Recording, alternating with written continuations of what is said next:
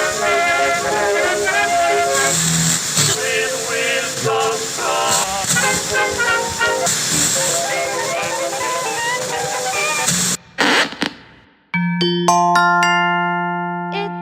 Katie Rose, straight up with a twist. What's up, humans? This is Katie Rose, straight up with a twist. Welcome to the show.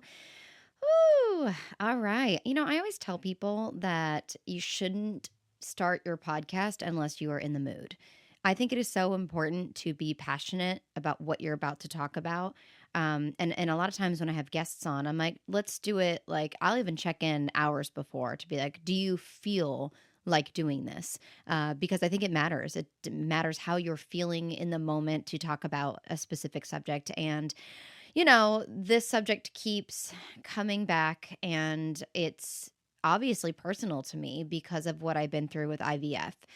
And I wanted to discuss it because I always do research. I always talk to friends that do know the Bible forwards and backwards and how they feel about it. And can I have that open dialogue? I have not dived into talking about religion completely on this podcast yet because it is difficult, and I have so many friends with different points of views. It's about finding that group of friends that is willing to come together to discuss it and not get too heated about it, because it can be a heated topic. And I also think that we as a society do get things ingrained in our head, and we forget about the translation. We forget that things were translated by several different people in this world, and it's really about getting to the root of the translation. So I wanted to talk about that as well, because this whole it's so frustrating, because I feel that very Christian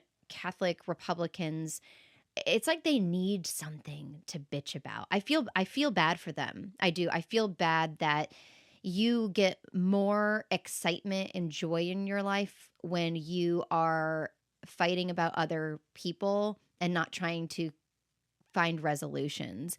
I feel like it's so obvious. Like they don't care to have conversations, and they're angry all of the time, but they're only happy when they're bitching about other people. Like it's like they come together to be angry about other human beings and the way that they think, rather than being happy about finding resolutions on both ends of it. And I feel like this is just another thing that you guys knew nothing about, did not take any time to research.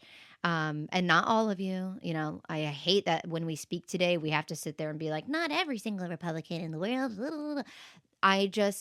There is a common denominator here. You guys weren't talking about this. You guys have been on abortion forever. That has been your main focus, and stripped our rights, and we're trying to fight to get them back everywhere. And you've caused mayhem. And now you want to cause mayhem in an area that you knew nothing about and probably still don't know, just what you're hearing from the propaganda and the pundits on television on your stupid Fox News. I'm sorry, but you still know nothing. Even I still know nothing. And I know a lot, having been through 5 years of this and researching everything. I even talk to doctors because they don't specialize in it. My physicians, other doctors that don't know enough about it, and they have a degree. I know more than they do because they don't specialize in it. And trust me, once you've gone through this, you specialize in it. You know everything that there is to know about it. And it's breaking my heart that people who are not educated about it have such a strong opinion all of a sudden about it, and are equating this to abortion rights. And it's breaking my heart, because this is something that can start families. This is something that can give me the same joys that you get to have. So I wanted to discuss a little bit about the words of the Bible, what it actually says, and the translations, so that maybe you can make a better educated decision moving forward, and not decide to put a negative stamp on it to every person you see deciding to make this choice for their families.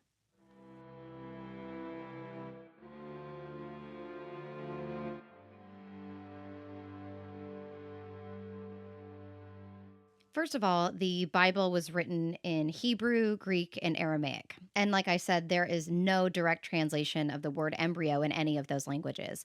And it just bothers me because you'll find certain, message boards that are like, oh, but the, assumption, the implication is, and it's like, no, you cannot do that. If you're looking at this Bible as your holy grail that you base your entire life off of, then you need to be accurate and stop interpreting it the way that you want to and deciding that you have more power than what is written. You know what I mean? Like, stop trying to act up as a god in God's words. Like, that is not your power, and that is not for you to spread. It is a guide, but we need to be better at taking the scripture for what it is, and as it already is interpreted, so many different ways, digging for more. And this is where I get angry, because now people are digging for something that isn't there, and it's for the purpose of ruining lives. You know what I mean? You didn't care about this. You didn't care about IVF, and in fact, most people don't know about it. I've been more vocal about it, thinking I'm helping, and now people finally opening up about it. You're going to hurt us. You are going to hurt us, and it's truly breaking my heart. Now, the medieval Latin of embryo is embryon, or fetus, this is where I'm going to get into the differences, is people didn't know what an embryo was back then. It is microscopic, people. So people in the Bible are mostly referring to a fetus, and which means I grow, I swell in the Latin language. In Hebrew, it's a child in the womb of its mother before its head emerges, and in its fetal stages. In Greek, it's that which grows. And one psalm that they are reciting from the Bible is 139, chapters 13 to 16, where it says, "For you created my inmost being. You knit me together in my mother's womb. I praise you because I am fearfully and wonderfully made. Your works are wonderful. I know that full well. My frame was not hidden from you when I was made in the secret place, when I was woven together in the depths of the earth. Your eyes saw my unformed body. All the days ordained for me were written in your book before one of them came to be." Understanding what we call the science is key to me. So, for example, when an oak tree releases a lot of seeds, they all don't propagate into children, into life. Every seed that falls does not turn into life. The same way a chicken has tons of eggs, which those are their eggs, like how women have their eggs in their body. They all don't turn into chickens, and we eat them. We eat the eggs, the unborn, possible humans, possible chickens. And so otherwise, it is just a seed, or sometimes an embryo. And a life must be attached. It must be woven. It must be woven inside of the womb, attached to this blood sac to create life. Otherwise, it is just that. It is just a seed. It is just an embryo. It's a possibility. And of course, it would be devastating to you if your tree didn't produce as many trees and then they become extinct. I don't think humans have a problem with that. We are producing, we've got so many people in this world. In my case, my tree, only produces 3 to 4 eggs a month, while some people produce 40. So the zygote divides, and it's so funny because I've mentioned this before, but 23andMe is 23 of him and 23 of you. And the zygote divides and develops into an embryo, which is then enclosed. And this is just in fruit, in plants, enclosed within a seed and a fruit. And the seed has 3 parts. The seed has the coat, which protects the seed, the endosperm, which stores food, and the embryo, which is the young plant. And then it will become a living plant. So without the right conditions, like a womb, a working womb, it will not create life. It will not turn into a flourishing plant or tree. It will die. And here's the thing, guys. Do you think God is stupid? Is that what you think? No. Did you not think that we would advance? When the Bible says, "Before you're born, I knew you," you don't think he does? Every embryo that doesn't survive, every child in this world that takes their breath and dies early, unless you're a certain religion, um, God is going to save you, right? That should be the idea. Jesus will save you. And he knows loss. It happens every day. You just don't know it. You don't feel it. You don't see the loss. He's there to take care of that loss. He knew you. Like the Bible says, he did know you. We didn't. We didn't. He's going to take care of that. It doesn't mean you will be born with a breath of life. It means that regardless of the outcome, you can be at ease, that God will care for the ones who were lost. So that's why I like to discuss the environment of it all, right? In the seeds, how the seed works, it's dormant. It requires being buried in the soil, sticking to your womb to trigger that renewal process. And it makes me angry. Granted, I'm on my period and I hate everybody the day before my period. My PMS is for real. But, in this world that we live in, it's like people can get away with murder, all the time. And you have to prove it. You have to go through all this court. And then people just go on with their merry lives. Real people who just walk around this world getting away with murder, And, I've known people who were in jail for such a less degree, and they've been in there for 10 years, and some murderers get out within a year, but just because IVF is easily provable and documented every step of the way doesn't mean it should be illegal. Doesn't mean that that you got to come after me, meanwhile, people are out there getting away with murder just because there isn't enough evidence to prove anything. So I'm here to say religiously, you can't prove it, it hurts me. And I'm just so disappointed in Republicans like lying and manipulating a narrative, while making religion forced into our politics. We tend to look at people like objects when we don't decide to care about them and know them. The Bible didn't anticipate modern medicine. If you look at everything from the past, and people murdered people all the time, and they thought that that was just what you did. They were trained to do so, and they thought they were doing the right thing by murdering other people, because their leaders told them to. And of course, they will face the afterlife if you believe in that. The Bible doesn't discuss removing a born person, a live person, an already human being from life support, yet we do that. We put down animals. Granted, I know that's separate from the Bible. Everybody takes birth control, and you could discuss birth control as being you're stopping life from being created.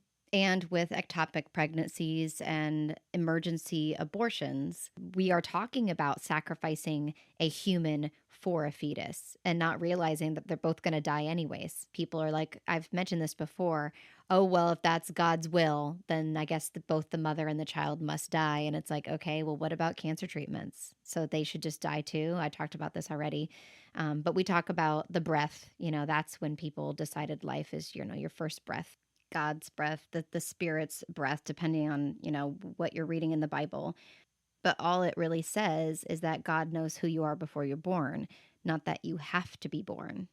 I guess I'm just like exhausted of women having to explain themselves constantly about something that men know nothing about. And it's always men making the decisions. We still don't have enough women CEOs in this world. We don't have enough women in government. It's depressing. It's depressing that so many men want to come to the table with their opinions and their feelings, and they don't know the first thing about what it's like to carry a life in their body. They would never know what that feels like. And they want to be the ones making the laws, making the rules, listening to people. And then for the crazed women out there, screw you. I'm so tired of seeing women on the platform be hating on women, like, acting like they were some angel sent down from God and they know that he didn't want this. You are wrong. You are so wrong. God created us to advance. He created us, these beautiful brains of ours, and if anything, he created IVF, with these beautiful brains of ours so we could keep our existence alive, and I know that you would say, oh, well, what about abortion? Once again, this is your relationship with God. This is These were your decisions, whether you asked forgiveness or not. And full adult humans murder people all the time, and they get forgiveness and they get to go across the gates. I feel like people are harder on women getting abortions than murderers. They're like, well, he was in, jail, and he, read the Bible every day, and he repented. And so God will forgive him and he will go to the pearly gates. But, women, you guys are banished to hell. Like, it can often be so hypocritical. And I've always taken not the stories literally. I believe they're all stories. I believe they are all. Some of them are based on reality, but I think people back in that time needed to tell stories because there was no form of entertainment, and so they needed to take things that happened to them in their real life and then make them magical. As we do when we story tell for kids today. What if in the future people think Harry Potter's real? They're gonna be like, and once upon a time there was a wizard. Who knows in the future? They're gonna find these books and be like, were these tall tales? And I know that's me going like against religion, but I'm just trying to give a more open understanding that the translations are not exact. And let me discuss belief really quickly, because I do argue, not argue, but I like to converse with atheists all the time, and they know that, yes, I feel there's a lot of hypocrisy in the way that people are, because at the end of the day, Jesus wanted everybody to be kind to one another first, and to spread his word, obviously, because he didn't want to die out. It's like anybody trying to leave a legacy, like spread the word. I want people to know this because it's so good. And that's really what it is. Like, know this, believe in this. Oh my gosh, you could have this. And I get that. I get that fiercely. I totally understand that. And so I kind of wanted to discuss belief for a moment. If you died tomorrow, what would you be known for? Hopefully, you're not wasting your time hating people. And I know that's what God was trying to do. He was trying to leave something behind. Jesus was leaving something behind. If God actually did show himself to people, would they still choose him? Because he did show himself, right? According to the Bible, and no one listened. If we all were given the choice and we saw him, we still wouldn't believe. And we certainly, as humans, with proof or not, would be divided either way, as we've seen in politics. Us seeing something, having the tangible, seeing it, I saw him, so now I know is real, doesn't make all of us have that same choice. It's really the unseen that humans need, the hope, the faith, like the belief that you will find true love, or everything happens for a reason. You felt it, right? That gut feeling. Or the rocket you watched will make it to space, or you will believe you manifested it. You're going to get that job. It's there. It's in us every day, and it's showing you belief exists. So why not in God? Every day we choose whether or not to believe in something. And there are other things in your life that you believe exist without evidence. Admittedly, there are not many. In a scientific medical way, there's tons of science and medical improvements that we used to believe that we don't anymore. And maybe it's just that we haven't proven by a shadow of a doubt that there's a God yet, because we can't connect the afterlife to the living life. And maybe that's something that would happen in 2,000 years from now. I have no idea. I mean, we can see atoms, like we found things that we never thought we could find in these microorganisms that exist, but nobody's, well, some people are probably, maybe that's what happened to Amanda Bynes. I don't know what facility she went to, or if Brittany had any electrodes in her brain, or lobotomies, who knows? But we realize that those things aren't good. We realize that smoking was actually bad, yet everybody was doing it in hospitals and restaurants. There's a lot of advancements that we figured out. Oh, actually, that's not good for you. Oh, actually, women don't have hysteria. They just have hormones, and their chemicals are different from men. We're constantly discovering things. And I think what evangelicals are trying to say is, can you explain and give evidence for loving someone? How do you show that? You say, I gave them a gift. Here's the object that proves without a shadow of a doubt that I love someone. Or do we hook ourselves up to machines and see what our brain does? What parts of our brain light up to prove that we love someone. Maybe that's what we do to prove something like that. Um, and so I guess in that debate, I guess you can prove serotonin levels, dopamine, what happens when you see a little baby or you see your wife, those trigger in your brain and your blood levels change. You know what I mean? The chemicals change in your body. And other people believe in intuition, karma, without it being explained. But one thing that still stumps scientists is the placebo effect. Now, that one still is magical, is the best way you can think of it. And scientists have proven that through the placebo effect, you can actually be healed. There are studies that belief is that powerful, is that strong, that you will heal yourself. So there is some sort of power within your body that, with the power of positive thinking, with the power of believing that this drug is doing what it's supposed to do, something happens within yourself that heals you. And maybe that was the magical power that all Jesus's stories were. Maybe, with the right mindset that he was giving people, they had freedom, they've healed. Who knows? But I like to think of it in those terms, those things that we cannot explain. When a mother lifts a car, to get her child out from under it, all these crazy things that we hear of, that guide ourselves. I think people relate that to the same belief in God, like an unexplainable. I don't know how. There was no medicine that proved it. I wasn't given anything. I healed because I believed in it.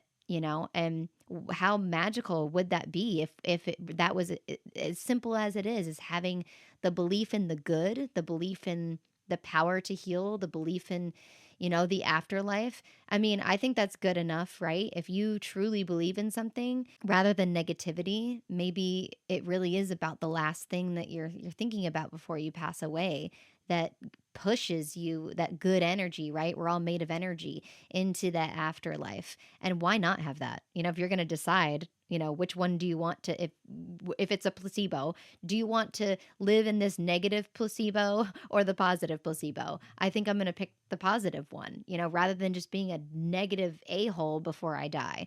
I'm going to be like, let me think of all the wonderful things. And if it's true, and my body believes in it, then I'm going to live such a happy afterlife. That's kind of the way that I like to think about it. And we've seen, without talking about death, that just a little bit of hope will help someone stay alive. We've seen people get stranded out to sea or be prisoners of war, and they have that little bit of faith, that little bit of hope.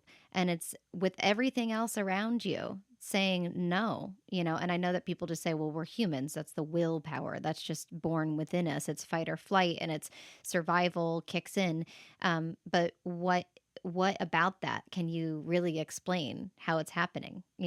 There's so many things I think that are unexplained. That's why people say, well, then why not believe in this? We just haven't figured it out yet. That's all. And do we have to figure everything out? I mean, some people leave stories in movies, books open ended.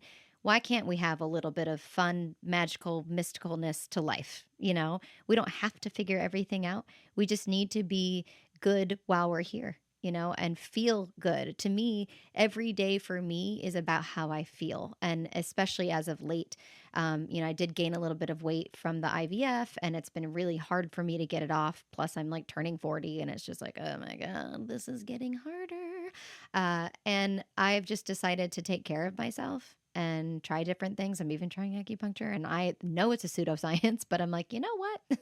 Nothing else has been working. Let's throw everything at the board. And I'm actually like allowing myself kind of this placebo. I'm like, go with it, Katie. Like, you've got low back pain every time you're on your period. You've got, infertility. I think that I have a circulation issue in my hips, and I can't get any freaking doctor to figure it out. My legs, my toes go numb all of the time, and my feet are constantly cold, and no one can figure it out. I am getting an MRI on my hips to see if there's like a pinched nerve or something, because yes, I do believe in science, but I also believe we can't figure out everything. And so I'm trying everything. I'm trying to make sure that if I die tomorrow, and people don't think about this often enough, and especially if you are watching any of the news, my heart just goes out to these poor kids and these poor families. Like, we just go about living our $25 cocktail life and having these roofs over our heads and social and family and people, and so many people are suffering. And I know that plays into religion too. Like, well, if God is the, greatest man in the world, why isn't he saving these people? Because that's not his job. In fact, he got rid of everybody and started all over again because we were such assholes. Because we didn't do it right the first time.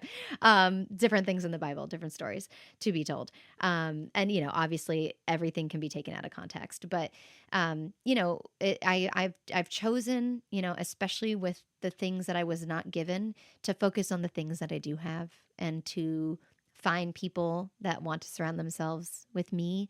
That's, one thing is letting go of paranoia. That's a thing that I'm trying to learn how to do with social media and being in touch with people and just being like, you know what? When people can be in your life, appreciate those moments, appreciate the person, the people that are by your side, the people that check in on you, and not everybody can do that all the time because everybody's got their own stuff, and me also practicing what I preach. If I want something, I'm going to give it, and just really focusing on my health and trying to explore as much as I can and putting out the good energy so that I can receive the good energy back into my body. That is my focus. And if that's not godly, I don't know what it is. And it doesn't have to be God. It doesn't have to be Jesus. It's a feeling. It's what I feel, which is unexplainable. And I think that is good. And some things are unexplainable, like my infertility. And don't think I haven't even thought about this. While I am 100% for families being made because of IVF, sometimes I think, what if God, this thing that we cannot explain, this feeling that I have, what if I'm being protected? What if I can't carry? What if I am like, I will die? What if my body will become injured because of this? And God is like, I'm sorry, this is not for you. You're not capable. You can't do this. Something bad is going to happen to you. I'm going to stop this from happening. Your body can't do this. Now, I do think surrogacy is a beautiful thing. And if you can create life that way, absolutely. But that would be the next step for me, is if I cannot get pregnant naturally and my body, which I'm trying to heal, I am doing oils. I'm doing castor oil on my stomach because if there is endometriosis, I'm trying so hard to fix it. I'm doing everything health wise, that I can do to make a safe womb a home for my baby. If that is what the problem is that something bad would happen to me if I were to get pregnant in the conditions that I am in. I'm doing what I can. But otherwise, creating life outside of myself with my 23 and 23, to create life, I think is beautiful. But I've also accepted that there might be something, a higher power that I cannot control. And then of course a person would say, well, scientifically, it's just because your body can't do it. Sure. I'm for that too. That's fine. I get that. But there's two things happening there. There's that energy and then there's just the science of it. And I believe that those two things go together and we just can't fully explain the other thing yet. And if we're at the point in science where infertility is unexplained, why can't that energy, that faith, that hope, that godly thing, why can't that also be unexplained still? And we might never get there, but I'd still rather live in a place of peace and joy and happiness and having that energy. And if that energy is God, I'd rather live there. And, people say if you choose God, he will show himself. And I know that atheists will say that's just a coincidence. Something good happens in your life and you attribute it to God. But I still think that's a happier place to live in. You know what I'm saying? It's that energy. I think it's really, really all about that. And then, like I said before, the story goes, he did show himself and no one believed him. Some people did, but then they turned on him. So it's like, I'm not so sure that if someone came down, they'd be like, no, there's a magician. You're not healing this person. That person was already healed. I mean, and it's sad because there are evil people out there that use religion for power and money, and they do fake healings. Ugh, so depressing. That is a sad thing that people do, and that there are people out there that ruin religion for other people. It is true, but I do believe there are different types of people, and there are also people that easily, sadly, get manipulated, and they don't realize that they're entering this world that is fake and is not what God intended.